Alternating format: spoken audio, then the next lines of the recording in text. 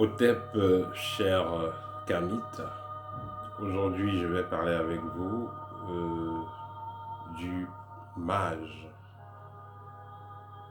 Qu'est-ce qu'un mage blanc? Qu'est-ce qu'un mage noir? Ici, je vais employer le terme mage noir pour signifier ici un mage qui fait emploi, qui fait usage des forces iséfétiques, c'est-à-dire des forces qui ne sont pas matiques.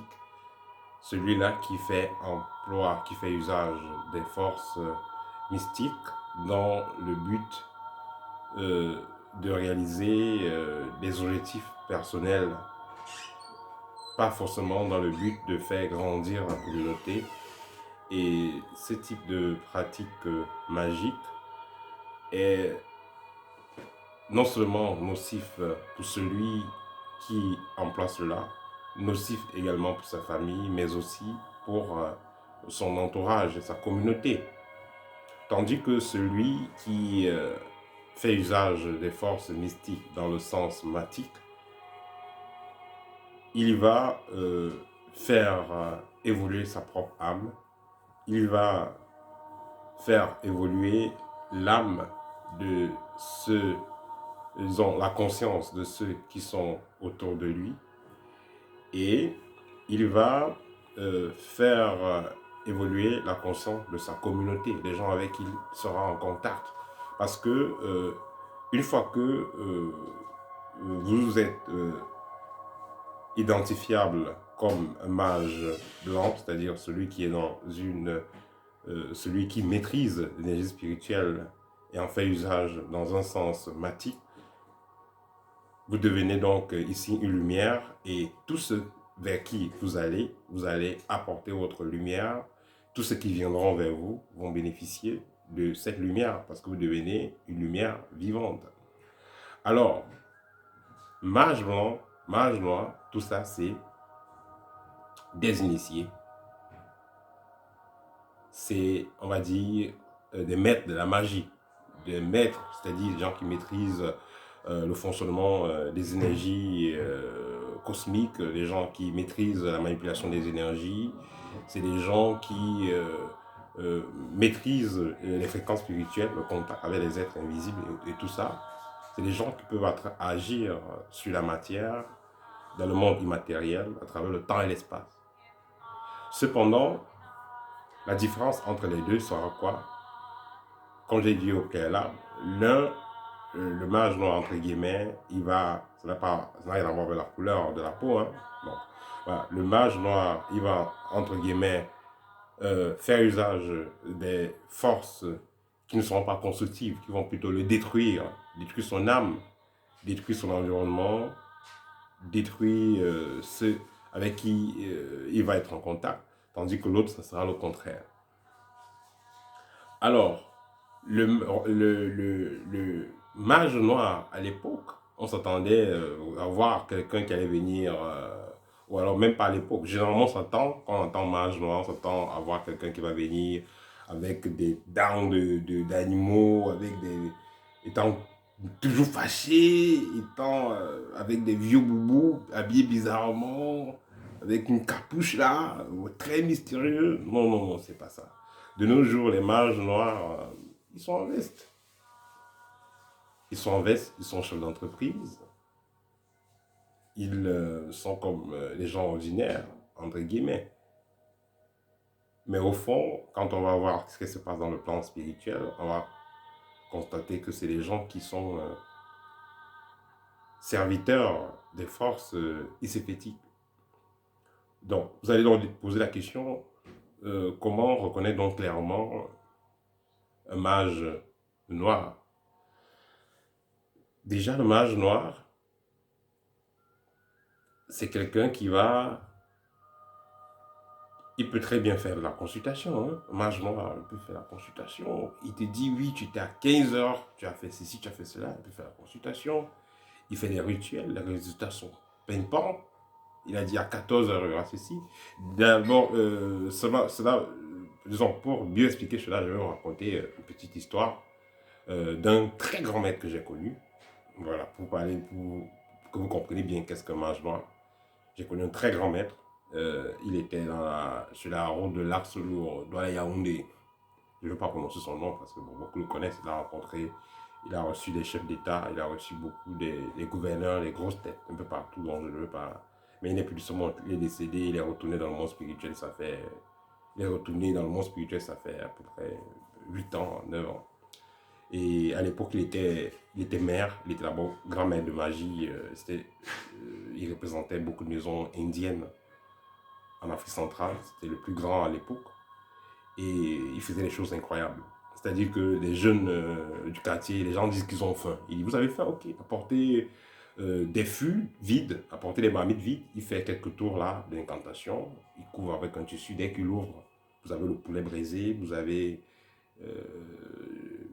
du vin qui est là, vous apparaît des choses. Quand les gens venaient le voir pour les histoires de porte-monnaie magique, qu'est-ce qu'il faisait? Vous payez la somme qu'il vous a demandé. Avant de rentrer chez vous, vous allez ressentir la poche qui fourmille, vous allez retrouver le porte-monnaie dans votre poche. Ou bien vous allez retrouver ça sur votre oreiller.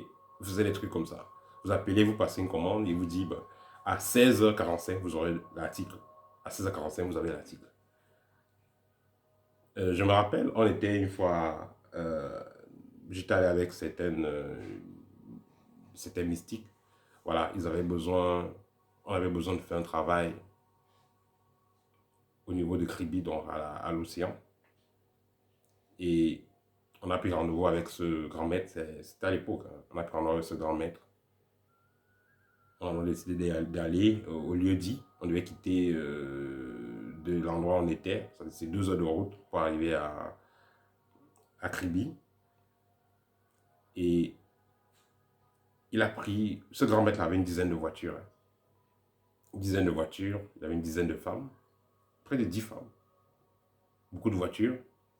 Il a pris sa plus vieille voiture. Il avait une vieille Suzuki blanche.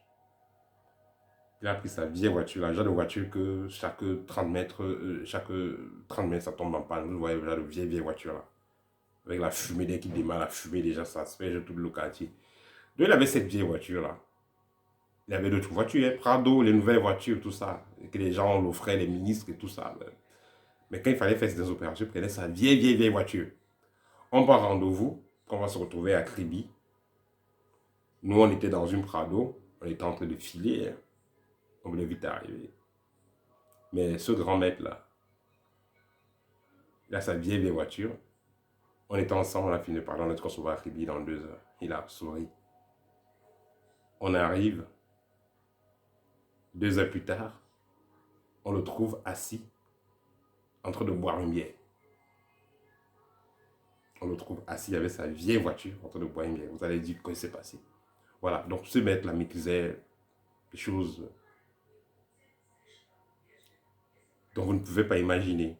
Donc, ceux qui me suivent vont savoir, ceux qui me suivent, il y en a qui me suivent, qui ont vraiment fait dans la spiritualité, qui ont commencé à cela 15 ans, qui sont en Afrique centrale, 10 ans, 15 ans, ils vont savoir de qui je parle.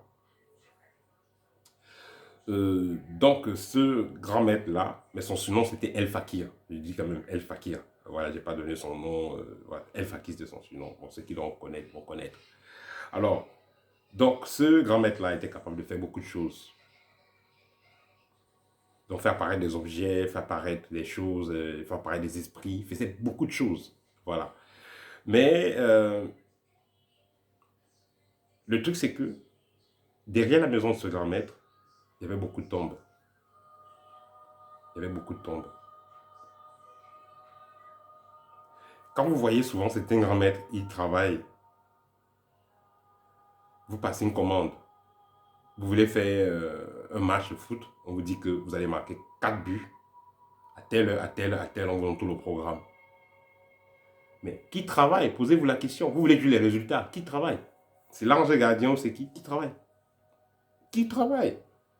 Il faudrait que les gens comprennent la vérité. Qui travaille? Qui travaille? Vous avez un problème de terrain avec quelqu'un, on vous dit que bon, allez déposer ça là-bas. Si la personne traverse ça, on va le fouetter. Il pas, il traverse, on commence à le fouetter, il ne voit pas qu'il le fouette. Mais qui travaille? Donc, ces grands maîtres-là, que vous allez voir, ces grands mages, entre guillemets, utilisent des esprits servants, des esprits qu'on a emprisonnés, des esprits qu'on a capturés. Et parfois, il crée ces esprits-là. C'est-à-dire que il crée des morts. On va récupérer les gens qui sont morts pour faire les rituels. Pour ceux qui... j'ai déjà parlé de ça une fois, les miroirs magiques. Quand il y a un accident quelque part, les miroirs là, des rétroviseurs, les gens qui s'y connaissent en magie noire savent ce qu'ils peuvent faire avec.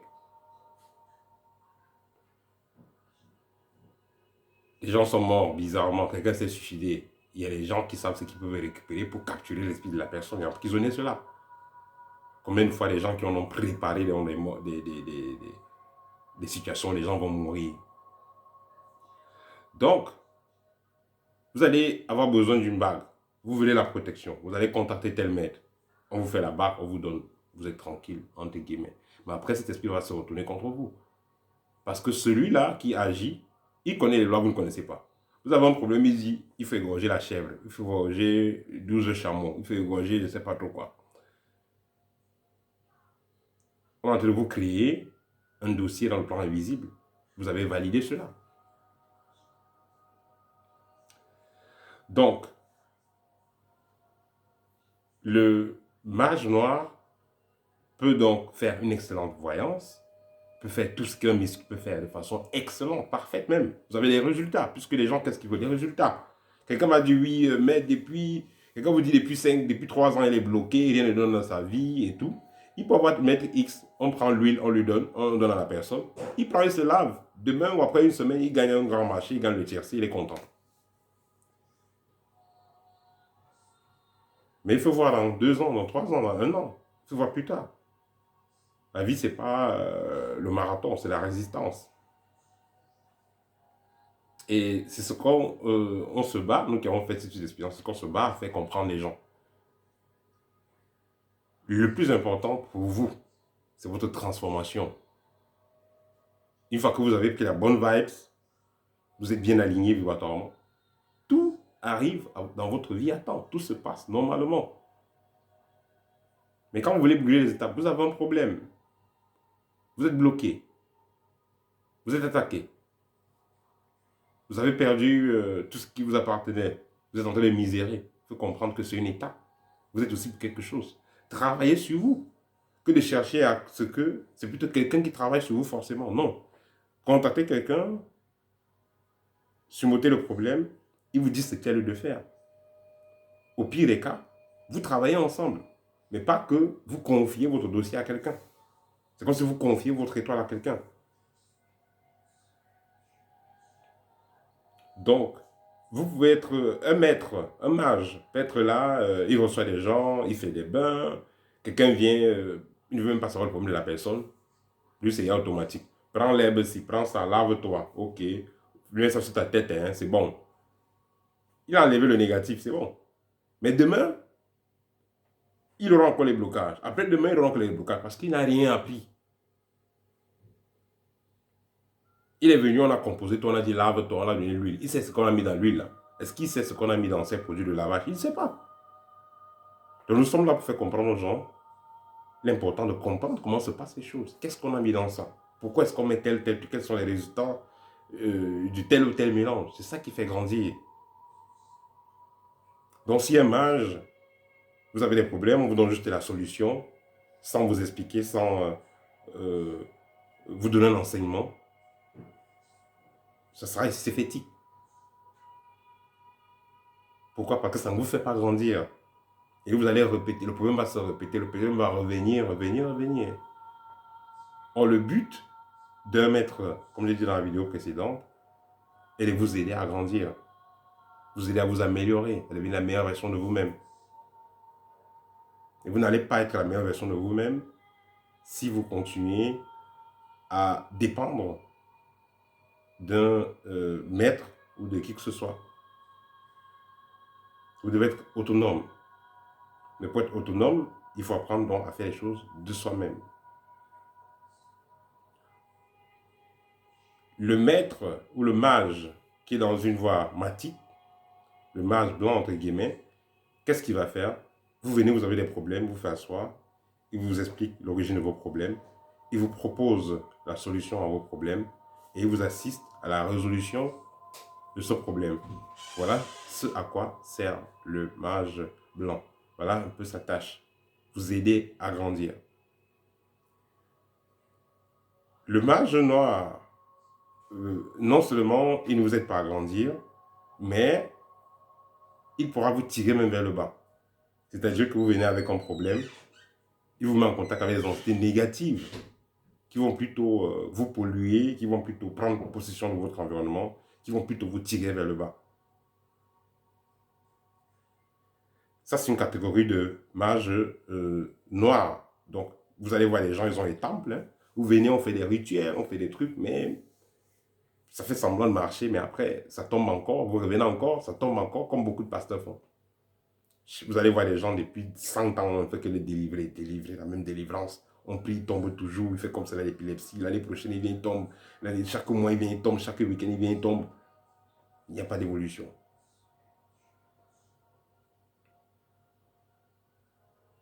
Le mage, ça c'est une catégorie de mage noir. La deuxième catégorie de mage noir, ils sont carrément là pour utiliser les autres. Le mage noir utilise les autres. C'est-à-dire que euh, il va lancer des sortilèges aux gens pour les faire du tort, pour les faire du mal. Il va posséder les gens, il va utiliser les énergies des gens. Vous voyez, c'est un genre comme ceux qui sont en veste, hein, ceux qui sont en veste. Vous allez les voir, ils vont aller, ils vont organiser des soirées, ils vont organiser soirées, ils vont faire des dons, ils vont organiser des cérémonies, ils vont faire des offrandes à des orphelinats et tout ça. Ils vont magnétiser les choses, ils vont organiser des partous, des crimes rituels et tout ça. C'est ce que fait une deuxième catégorie de mages noirs. Donc, le but, c'est quoi? Capturer des âmes pour les esclavagiser dans le plan invisible. Tandis que la première catégorie de mages noirs, ils le font de façon inconsciente. C'est-à-dire que quelqu'un vous empêche carrément d'évoluer. Parce que là, vous avez tel problème, envoyez votre photo, on fait tout. Vous avez tel problème, prenez telle huile, vous utilisez. Vous avez tel problème, prenez tel parfum, vous utilisez. Sans vous faire grandir, sans vous, sans vous aider à, à faire évoluer votre conscience. Parce que ce n'est pas parce que vous avez pris l'huile ou le parfum tel, vous avez lavé votre corps, une semaine, 2 semaines, les problèmes sont finis. Vous ne savez pas ce qui va se passer demain. Et les problèmes vont revenir, ça revient toujours. Pourquoi? Parce que ces problèmes sont venus pour vous faire grandir. C'est dans votre mission de vie. C'est dans votre contrat de vie autant pour moi.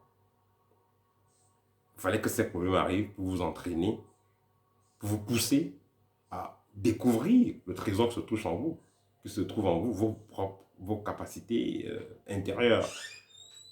Mais si, au lieu de développer cela, vous avez plutôt opté à aller vous soumettre à quelqu'un pour qu'il fasse tout pour vous, à ses produits et tout, ça pourra donc vous empêcher de vous développer. Parce que là, vos guides vont valider le fait que des mêmes types d'obstacles reviennent encore dans votre vie. Voilà, donc ça c'était la différence entre mage blanc et mage noir. En récapitulatif, mage va être, le mage, que ce soit blanc ou noir, c'est juste quelqu'un qui maîtrise les énergies, c'est un maître en magie, maître spirituel. Cependant, le mage noir, il y a deux catégories de mages noirs, c'est-à-dire la première catégorie, celui qui le fait inconsciemment, il vous empêche d'évoluer, parce que là c'est euh, un système isophétique dont il fait usage. Il vous empêche d'évoluer en vous donnant tout ce qui est déjà fait, et non seulement euh, il va vous mettre en contact avec des entités qui vont vous vampiriser et qui vont vous empêcher de découvrir qui vous êtes. Il peut le faire avec un bon cœur, voulant vous aider, mais ça vous détruit.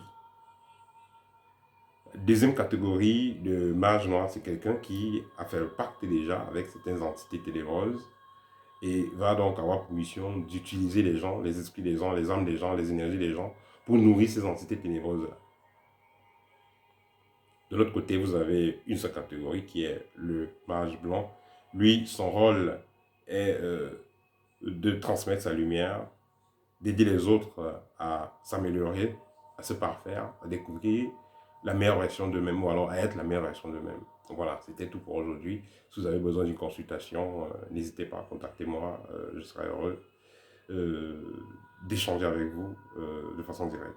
Peut-être et à très bientôt.